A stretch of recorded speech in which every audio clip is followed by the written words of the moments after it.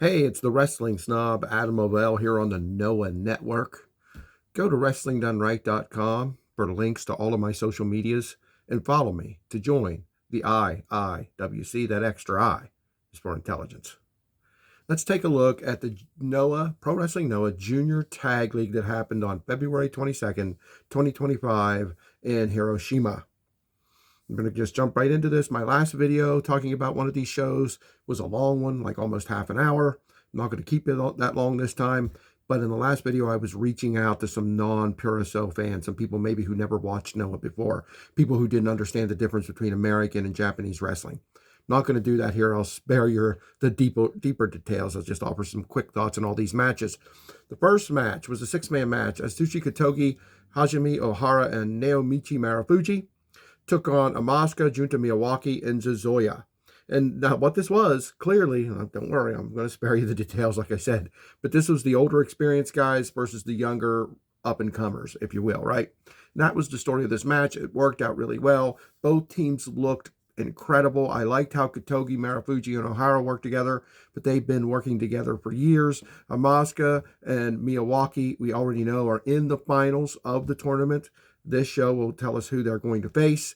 And Zazoya, he's new to Noah and new to me. So watching those three work together was exciting. They did a very good job as well, but it was the older guys who ended up winning. Naomichi Marufuji. I'm sorry, I love the guy, the genius of the art, baby. I know who he is, but sometimes that first and last name trips my tongue up.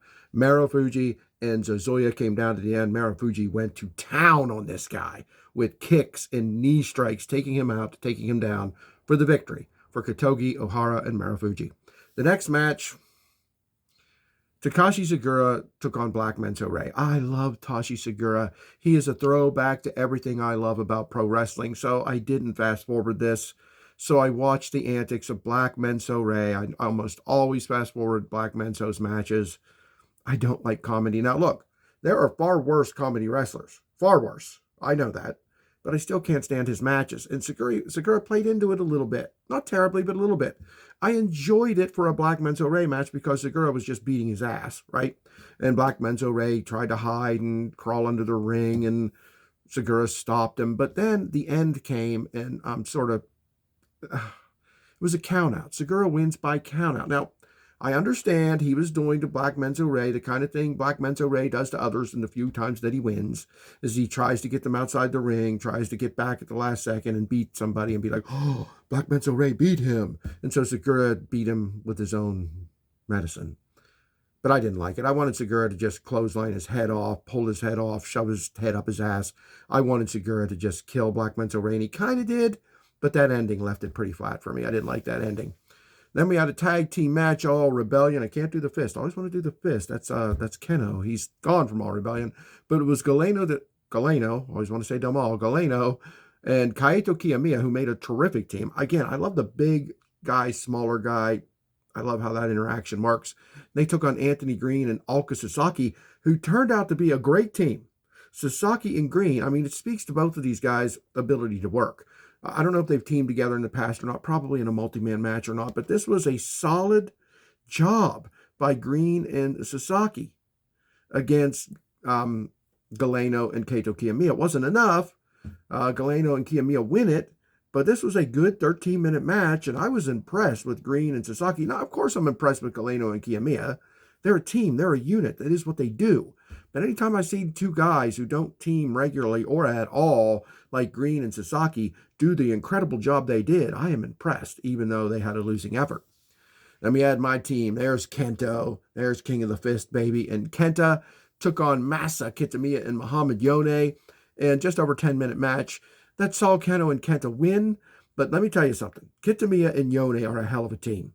They're two throwback guys, again, like Segura, big, bad, barrel-chested ass kickers that were no joke. And they gave Keno and Kenta all they could handle, but it wasn't enough. Keno and Kenta remain undefeated. They're posing with kids in the audience. I don't know what I think of that. Nothing against kids, but sometimes leave that to Junta Miyawaki, in my opinion. But it's going to be a big deal when they break up down the line. Who's going to be the heel? I don't know. Probably Keno because no one plays a heel better, and the fans love Kenta. Kenta could be in there decimating one of their favorites like Kaito Kiyomiya, and most of the crowd's cheering for Keno. They're thrilled to have him back. He's a big deal. This is a good match. Then we had our first Noah Junior Tag League match, Block A. Kieran Lacey and Mark True took on Alejandro and Kai Fujimura of All Rebellion. And folks, they beat them. This team, I didn't know who they were. Lacey and True, I still don't completely know, but I am impressed with them. They are a damn good tag team. I tweeted it out there. Both of the guys liked it and retweeted it, which I appreciate. Just trying to get you guys out there, trying to get Noah out there. Retweeting me helps that happen. It isn't about getting me over. It's about getting Noah over and its wrestlers over like Lacey and True. Look, Fujimura and Alejandro are brothers, real-life brothers. They grew up together. They've worked together forever. That is a major accomplishment, and it was less than 10 minutes Lacey and True were able to defeat them, earning Lacey and True a final spot in the Junior Tag League. That is going to be great. They're going to be facing Junta Miyawaki and Asuka. That's going to be impressive. Some people, I had a comment on one of my videos on my review of the other show that the fan, sorry, I'm forgetting your name, brother, was exasperated because he feels he knows who's going to win. Look, that's how wrestling works. How many times have you seen a WWE match or an AEW match or a TNA match and you pretty much knew who was going to win? Even between two stars, you pretty much knew Jake something wasn't going to beat Joe Hendry for the TNA title on TV in the first match, right? It was a good match, but you knew who was going to win. So I don't think that's a big deal. Honestly, I should have covered this next match before that match because now you know it's meaningless. It's another tag league match, Block A.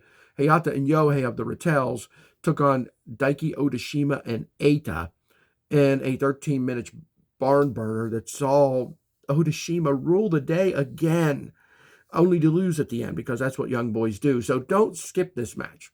Yes, they neither one of these teamers are advancing because you know True and Lacey beat Alejandro and Fujimura to advance to the finals, but I don't care. I don't care if this match was meaningless in the finale. Like I said, I should have talked about it before this one, but I'm using cage match as my notes, so that's the order they have the matches in. But Odashima, he is the absolute future. I sing this song every time, I know. Sorry if you're tired of hearing it, but my God, Hayata and Yohei, stars, tag team stars in Noah for years, maybe a decade, long-ass time on top. Eita, one of the stars of Pro Wrestling Noah, one of the best juniors in the world. And Daiki Odashima is not only standing there in there with them and looking as good, he's looking better than them. And I'm not joking. He has power, he has speed, he has high flying, he has every single trait a wrestler could have. I don't know how he talks on the mic, but let me tell you something. This kid is fire. He goes down here. Hayata and Yohei are junior tag champions who will face the winners of this tag league, Lacey and True versus Asuka and Miyawaki. They will face the winners of that for their titles. But they won this match up here against a fired up and exciting Odashima and Eita. Great stuff. I love Odashima. I can't say it enough. And then we had a 6-man tag team match. The Rattels, Tadasuke and Yuto Kikuchi, along with Manabu Soya, which that would make them the Passionate Rattels, right? Took on Team 2000X. Owada-san, Ozawa, and Tetsuya Endo. This is the money match. Anytime the Rattels / the Passionate Rattels take on Team 2000X, you better shut up, sit down, watch, and listen. Because this is terrific. This is your classic babyface team against your classic heel team where all the stops are pulled out. Now, they did fight outside the ring in this one a lot. I didn't love that. You got heels, you're going to do that some, of course. But I'm not a big fan of a lot of outside the ring work, and they did quite a bit here. So much so that they both got counted out. But wait, there's more. Manabu Soya gets on the mic, demands more time. Let's have 5 more minutes. Let's end this match. Don't run away like cowards. Something he said struck because Team 2000 turned around and the match got 5 more minutes, and it was better than the first 13 minutes of the first match. It just was. They stuck in the ring. They went back and forth. There was some heel tropes used by Team 2000X that the Passionate Ratels had to overcome, and they did so. It just told a terrific story of bad guy versus good guys, with the good guys overcoming with about, I don't know, not about 15 seconds left to go before it would have been a draw. And that saw Manabu Soya win the match. I mean, he had to take out pretty much every member of Team 2000X to do it. I think he pinned Endo at the end, or maybe Owada-san. I forget. I'm sorry. But this was a terrific main event. This was a terrific show. I'm going to give it a 9 out of 10. Only taking 1 point away because of Black Menzo Ray. And in a way, I know that's not fair, to the other wrestlers. But look, that pretty much means only the main events, only the major shows are going to stand a chance to get a 10, because a lot of times Black Menzo Ray doesn't work, or he's in some meaningless multi-man match. So we'll have to wait and see. But no, another great show from Pro Wrestling Noah. Many in a row. They're back on track from some of the grab-ass, goofy comedy slapstick crap they were doing a couple weeks back, a month or two back. I am thrilled. I'm excited because WWE has been disappointing me as of late quite a bit. And I know Noah's better. This proves Noah is better. I wrote go to WrestlingDoneRight.com. At the very top, there is a link to some articles I write. I don't write many articles anymore. I used to. I wrote a recent one explaining, again, the difference between Japanese pro wrestling, Puroresu, and American pro wrestling, right? I really laid it out there, posted it all over the place, including Reddit, where some people's comments were just like, okay. Because a lot of times Redditors they can have issues. Now, I don't get it, but I love and support every one of you who love and support me and subscribe to this channel and share and like and comment. I really do. But there are some major league idiots out there. I'm trying to be as nice as I can be. One guy, I think it was humor, but one guy posted, we're actually the dummies for watching pro wrestling. Noah, look, you can't, I'm not going to go into this. I'm going to let you go here in just a second. You can't expect a company to book how you want it to be booked. Okay, and I'm preaching to the choir. Okay, I know that, WWE. I can't expect it. I can't. And Noah, would I book it a little differently, especially at times? Absolutely. But you either like it because you like it, or what they do bothers you so bad that you can't watch it, or you dial down and dial back a little bit like I do with WWE from time to time. It's just what we're stuck with. Instead of going online and acting like I'm going to be the booker here and tell you how it really should be done. I don't know. That gets old. That makes me say, okay. Thanks for joining me. I'll be back again.